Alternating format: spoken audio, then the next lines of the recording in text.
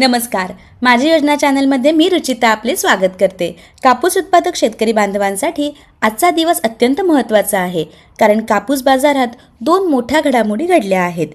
एकीकडे cotton association of इंडियाने CAI देशातील कापूस उत्पादनाचा अंदाज वाढवला आहे, तर दुसरीकडे cotton corporation of India CCI येत्या 19 जानेवारीपासून कापूस विक्री सुरू करत आहे। या दोन बातम्यांमुळे कापसाचे दर पडतील का?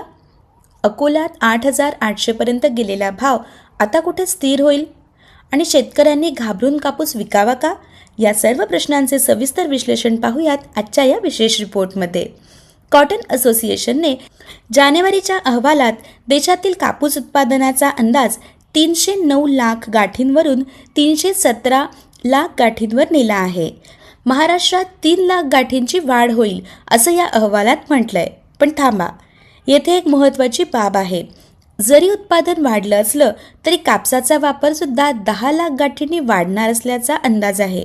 याचाच अर्थ उत्पादनापेक्षा वापर जास्त असल्यामुळे दरात मोठी घसरण होण्याची शक्यता कमी आहे। गेल्या 2 दिवसात उत्पादनाच्या वाढीव अंदाजामुळे बाजारात थोडी नरमाई आली आहे।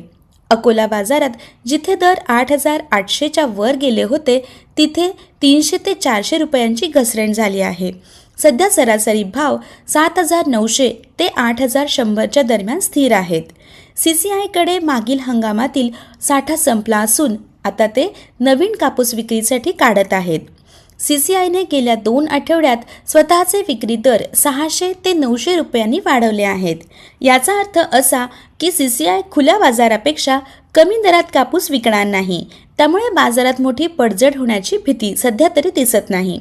शेतकरी मित्रांनो, काही तज्ज्ञांच्या मते हा उत्पादन वाढीचा अंदाज जाणीवपूर्वक वर्तवला असू शकतो, जेणेकरून बाजारातील तेजी नियंत्रित राहील। त्यामुळे तुम्ही देखील गोष्टींकडे लक्ष द्या। भाव थोडे कमी झाले म्हणून घाबरून सर्व कापूस एकदम विकू नका। 19 जानेवारीला CCIच्या लिलावात काय भाव निघतात यावर पुढची दिशा ठरेल। जर खुल्या बाजारात भाव पडले तर CCIच्या हमीभावाने खरेदी सुरूच आहे। हा तुमच्यासाठीचा मोठा आधार आहे। बाजारात सध्या अस्थिरता आहे, पण मोठी मंदी येण्याची चिन्ह नाही। टप्प्याटप्प्याने कापूस विक्री करणे हाच सध्याचा सर्वोत्तम पर्याय आहे। मी रुचिता या बाजार विश्लेषणासह इथेच थांबते। माझी योजना चॅनलला सबस्क्राईब करा। धन्यवाद।